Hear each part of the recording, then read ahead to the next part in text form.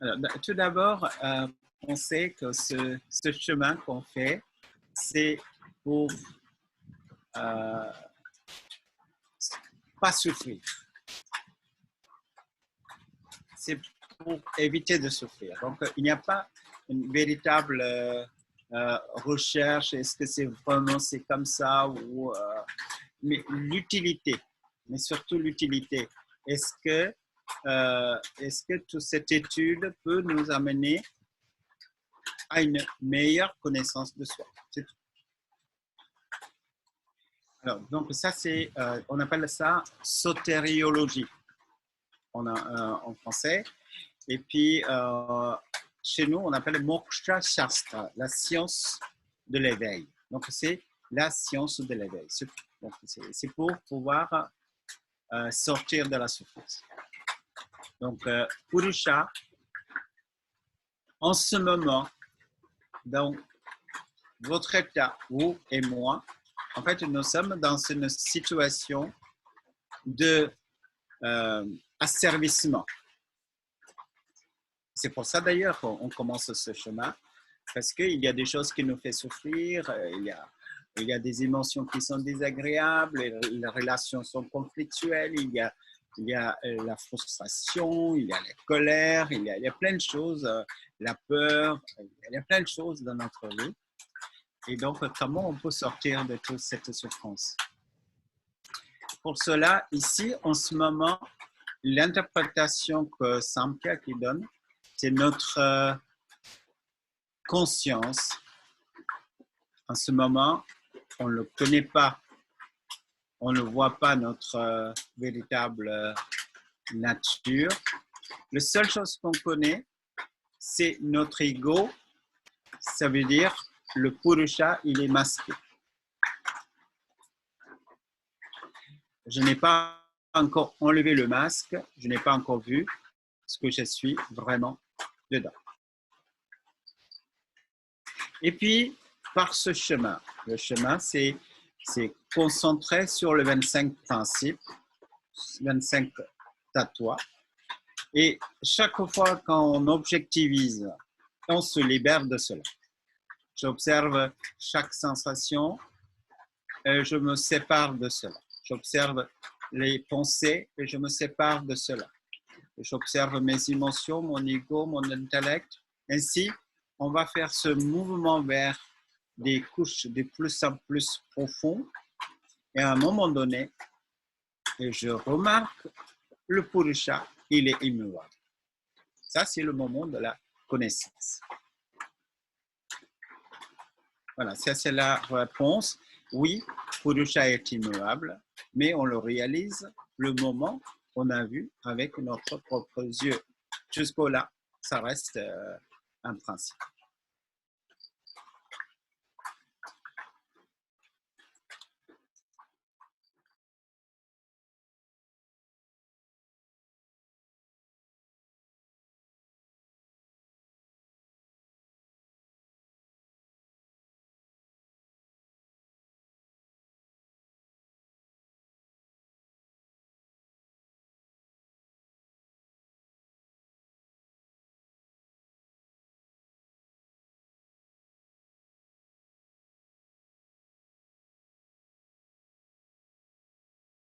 La question est est-ce qu'il n'y a qu'un seul Purusha pour tout le monde? Ça, c'est le point de vue de Vedanta. Mais Samkhya accepte la pluralité de Purusha. Je pense que la position de Samkhya est plus juste parce que si une personne s'éveille, ce n'est pas l'éveil de tout le monde. Si je règle mes problèmes, mes souffrances, mes attachements, mes méconnaissances de soi, c'est bien pour moi, mais si les autres ne peuvent pas profiter, et donc il y a pluralité de Purusha. Alors, après, est-ce que je peux connaître un autre Purusha? Non. Purusha connaît seulement lui-même. Alors, je suis face à vous et vous êtes face à moi. Je parle de quelque chose, mais vous ne pouvez pas comprendre ce que je dis sans imaginer, comparer votre propre enregistrement intérieur. Je parle de la douleur et vous allez comparer l'expérience de douleur et vous allez imaginer que ça peut être ça, mais vous ne pouvez pas véritablement savoir ce que c'est mon expérience. Je regarde quelque chose et je dis c'est rouge, mais quand je utilise ce mot rouge, ça c'est mon expérience que j'avais articulée avec un mot. Et puis vous allez connecter avec une expérience à l'intérieur de vous et vous allez imaginer que c'est la même chose. Mais en fait, il est impossible de comprendre l'expérience de l'autre sans savoir comparer notre propre expérience. En fait, nous cherchons à connaître les autres qu'à travers notre propre expérience. Donc, il y a une incroyable limite sur notre compréhension des autres.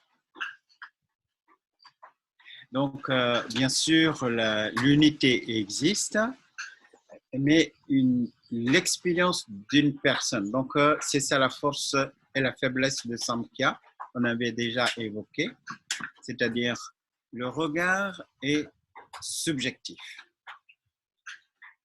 Ce n'est pas objectif. Donc, le Purusha, un individu, il regarde son point de vue psychologique. Donc, il dit, le monde que je vois, c'est l'expérience ou les sensations qui sont provoquées dans mon manas. C'est le manas qui m'a donné cette information. Et donc, c'est tout ce qui se passe dans mon champ de conscience, c'est à moi. Et je ne peux pas savoir ce qui se passe à l'extérieur. Et on ne s'en occupe pas. En plus. Si c'est clair, c'est-à-dire tout ce qui existe, tout ce que je vois, c'est à l'intérieur de moi. Et donc, tout ce qui est à l'intérieur de moi se manifeste à l'extérieur de moi. Et j'imaginais que je suis en train de regarder l'extérieur de moi. Encore, c'est une division que je projetais, cet extérieur et intérieur. Et ça, c'est encore à l'intérieur de mon champ de conscience que je fais cette division extérieur et intérieur, mais en fait, il n'y a pas la division entre extérieur et intérieur. En fait, je rêve ma vie, je projette ma vie. Et donc, je suis responsable de ce que je projette. Et comme je suis le créateur, je suis aussi capable de arrêter cette projection et sortir de ce phénomène psychologique. C'est-à-dire l'individu peut sortir de ses projections, cette expérience du monde. Il peut sortir, il peut devenir lui-même, ça veut dire Purusha. Donc le monde est absorbé en lui. Et là, l'unité.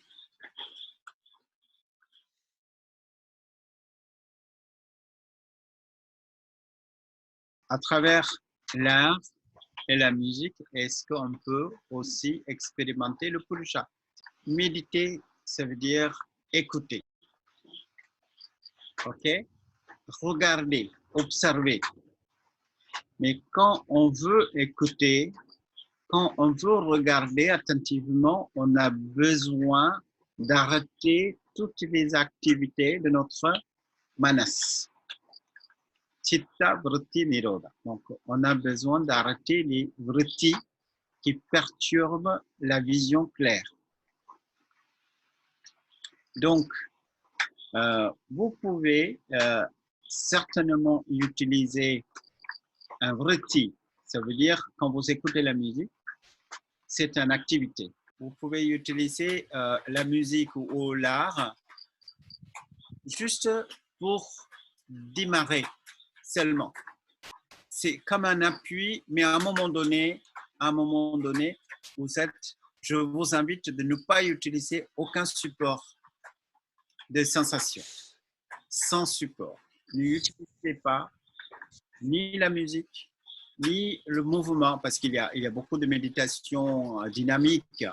Mais si vous voulez observer sans mouvement, sans pensée, sans quitter votre état de veille.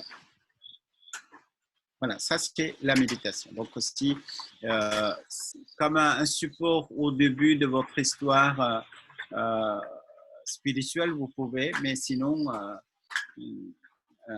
certainement pas trop lié sur les supports extérieurs.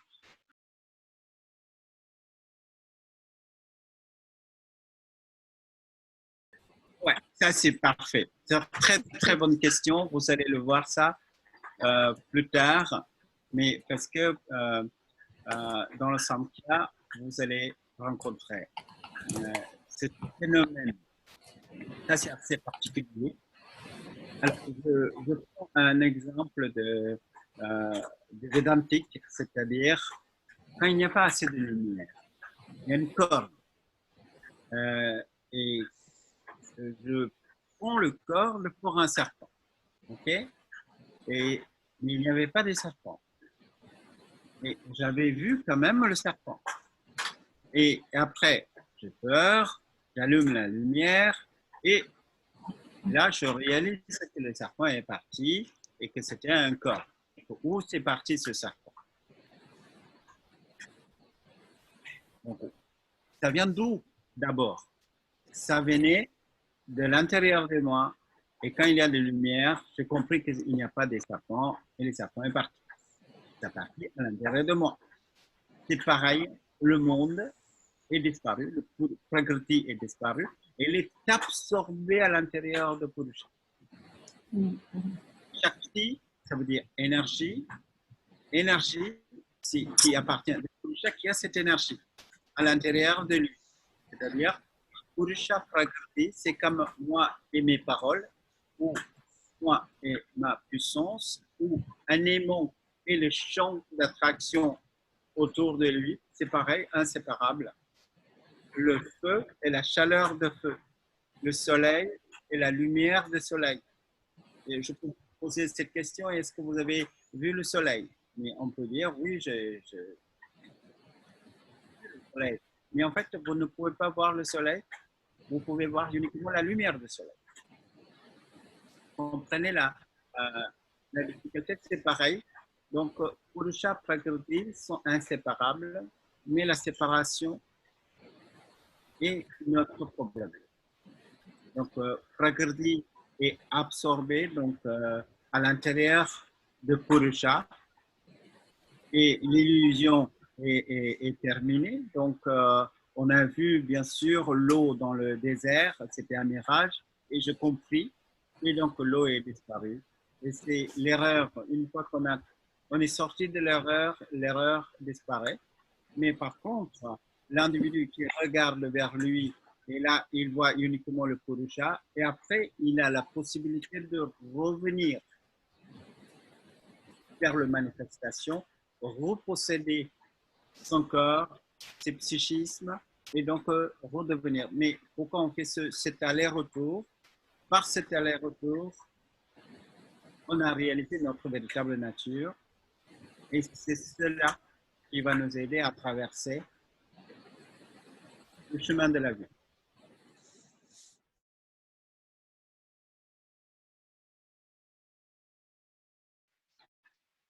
Dieu, on avait déjà regardé, Dieu c'est une projection que nous avons fait, Ishwara, pour pouvoir avancer. Donc, je ne connais pas Purusha, donc qu'est-ce que je vais faire? Je vais créer une image.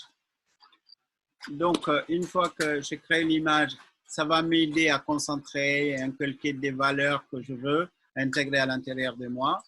Et une fois que j'ai compris, j'ai intégré tout ça et Ishwara, on peut se séparer de Ishwara. C'est-à-dire, Ishwara, c'était un peu comme un plan qu'on a dessiné avant la construction d'une maison.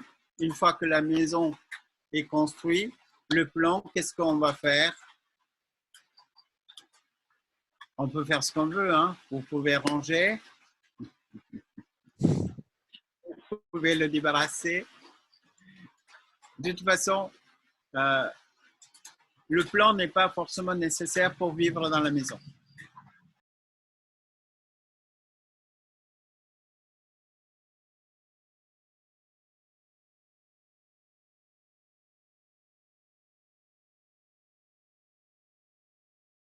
Oui, oui, ça c'est déjà en train. C'est-à-dire la physique quantique, il y a beaucoup de philosophes comme ça, et je peux, pas seulement philosophes, beaucoup d'écrivains dans le monde scientifique commencent à chercher à rassembler le monde des mystiques et le scientifique. Je pense que c'est très intéressant, et si votre étude de la science permet de mieux comprendre le Sankhya, ça sera bien. C'est-à-dire, la physique quantique dit que quand il y a l'observateur, les particules qui changent les comportements. En fait, la présence de observateur. Mais qui est l'observateur? Le Sankhya, c'est très bien qui est l'observateur. Le Sankhya, c'est que c'est Purusha qui est l'observateur. La présence du Purusha, la nature, le Prakriti se met en mouvement. Comprenez? S'il n'y a pas le Purusha pour regarder le Prakriti, elle ne peut pas bouger. Elle ne va pas créer ce monde. Elle ne peut pas manifester. Et c'est surtout ça qui est intéressant. Il y a beaucoup d'applications dans notre vie. Première application, c'est la guérison. Quand on est malade, peut-être surtout c'est le moment où on parlait, c'est Purusha, il peut modifier la nature par la présence.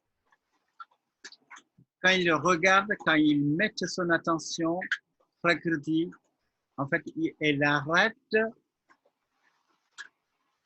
de manifester. C'est-à-dire, quand il n'est pas conscient de lui, quand le Purusha il n'est pas conscient de lui, il s'identifie au Prakriti.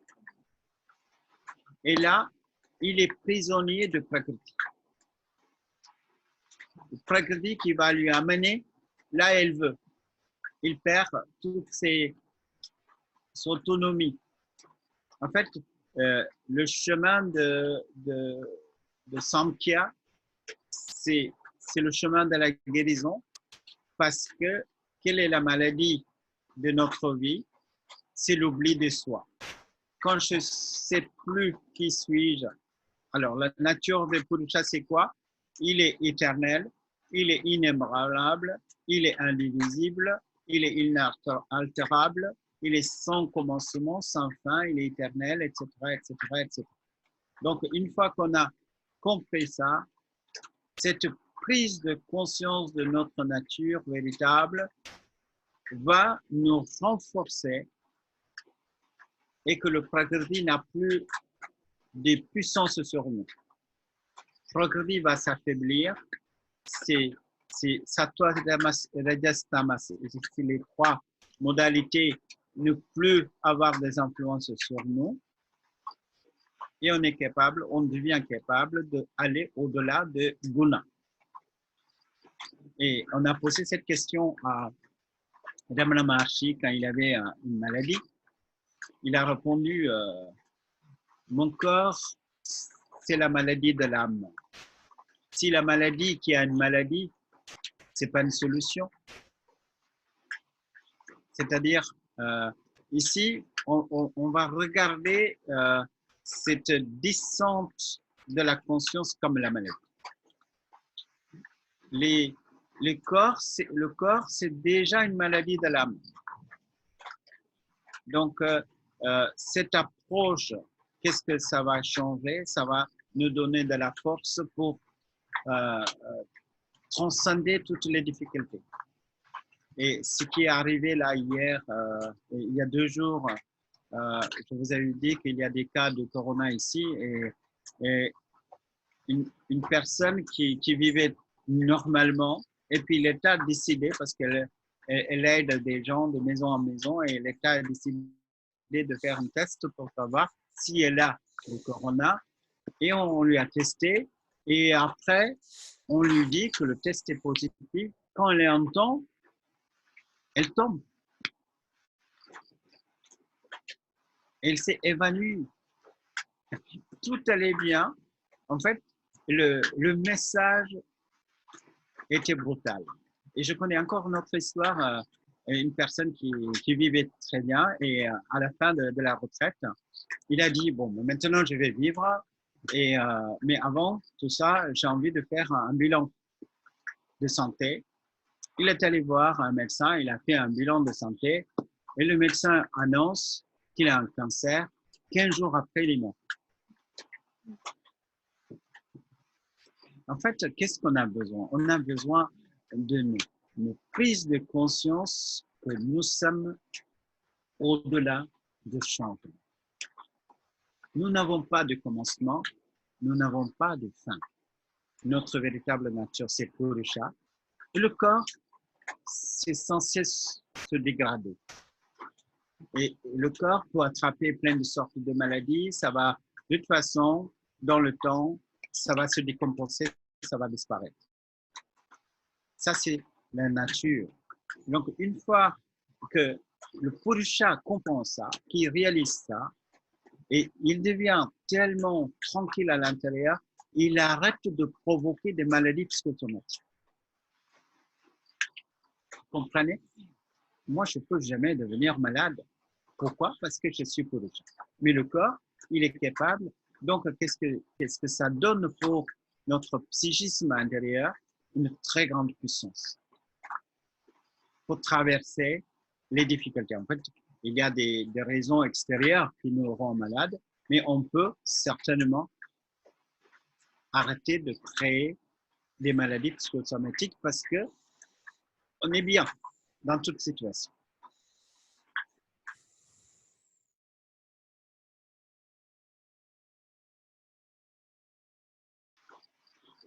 Purusha, tout d'abord, il ne bouge pas.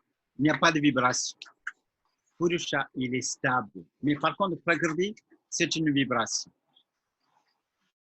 La nature, c'est une vibration. La nature est entre apparition, disparition, apparition, disparition, et ça sans cesse dans une perturbation. En fait, comment cette étude qui va aider une personne? Premièrement, nous sommes notre premier agresseur.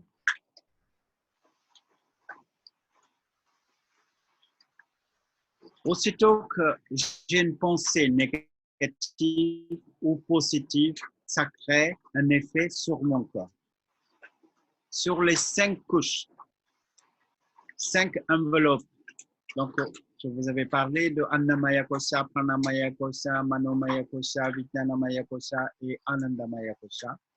Et tous ces 5 couches peuvent provoquer des perturbations et répondent sur d'autres. Par exemple, Annamaya Kosha, mon corps peut avoir certaines difficultés, cette difficulté est immédiatement transmise jusqu'au Anandamaya Kosha, mais aussi vice-versa. Donc, une personne qui s'identifie de plus en plus à Purusha, il se détache de ces 5 au niveau vibration, et en fait, il est de plus en plus calme à l'intérieur de lui. Cette présence de calme intérieur qui va soulager les perturbations dans les 5 couches, et aussi, ça peut aider les personnes autour de lui. En fait, une personne qui sait sa véritable nature peut guérir lui, son entourage et le monde.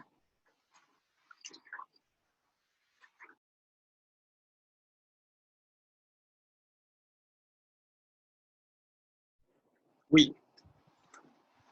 Et toute notre vie, on a regardé le reflet du soleil et un jour, on regarde vrai soleil. Là, une prise de conscience. Ça suffit une fraction de seconde. Ça transforme l'individu toute sa vie. C'est pour ça qu'on travaille. C'est ça l'étude.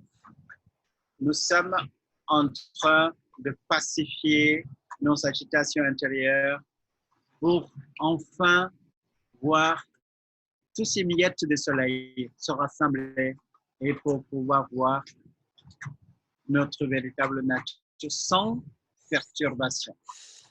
Et là, ça guérit. Et après, une fois que j'ai compris, je peux revenir et vivre tranquillement comme les autres. La différence, quelle est la différence? Simplement, je sais qui suis-je et donc les perturbations, plus tard, ça ne va pas m'affecter.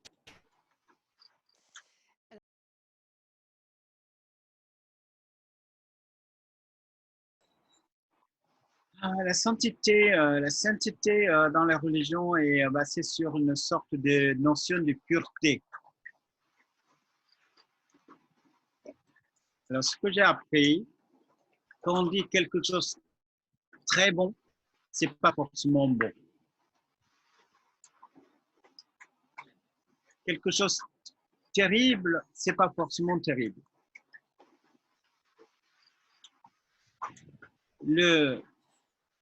L'obscurité véritable, obscurité, en fait, c'est la lumière. C'est-à-dire, tout est son contraire. Donc, les religions qui nous donnent Dieu et diable face à face. Dieu, c'est bon, diable, c'est mauvais. Mais en fait, quand on regarde bien, mais qui a créé le diable? C'est Dieu qui a créé le diable. Donc, il n'est pas très bien. C'est pas très bien de créer diable. Comprenez? Et en fait, on peut regarder le saint. Peut-être ça peut exister, mais c'est pas vivable. C'est pas un modèle vivable. C'est-à-dire, vous avez plein d'amour, vous voulez aider, vous prenez la voiture en allant aider quelqu'un, vous avez déjà écrasé combien des êtres. En fait, le monde, c'est pas comme on peut imaginer, c'est pas forcément que des bons ou des mauvais. C'est pour ça que ici, dans notre monde, ici en Inde, le Dieu a 3 visages. Le bien et le mal et le neutre. Et c'est cela que nous voulons comprendre. Donc, Purusha, il est au-delà de bien et mal.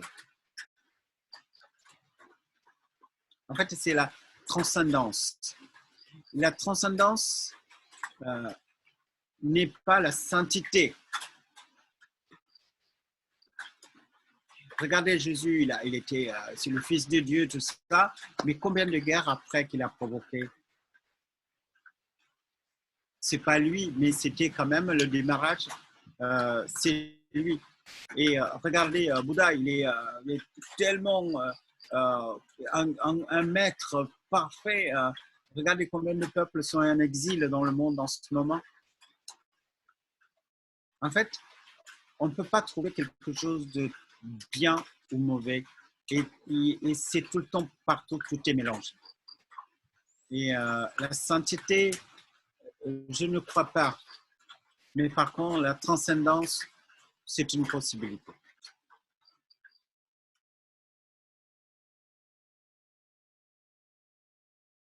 Éducation. En fait, nous sommes en train de finir notre éducation. Donc, un premier volet de notre méditation, ça a été fait. On a appris à compter, on connaît comment conduire une voiture, tout ça, ça c'est OK. Maintenant, le deuxième volet de notre éducation, c'est intégrer notre nature de l'homme et le sacré ensemble. Ça veut dire, j'ai compris ma nature du Purusha. En même temps, je suis avec vous, avec mon corps qui est mortel, avec mes besoins. J'ai besoin de boire, j'ai besoin de manger, comme tout le monde. En fait, cette intégration de deux natures opposées. C'est ça le modèle de vie que nous proposons, rester 100% humain et 100% divin. C'est le modèle de Jésus aussi. Ils se disent, je suis fils de l'homme. Et puis nous, on dit, il est le fils de Dieu. En fait, à la fois Dieu et homme. Ça, c'est le modèle. À la fois les deux.